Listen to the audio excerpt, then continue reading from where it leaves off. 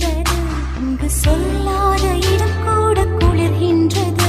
மனம் சூடான இடம் தேடி அலைகின்றது. புது வெள்ளை மழை இங்கு பொழிகின்றது.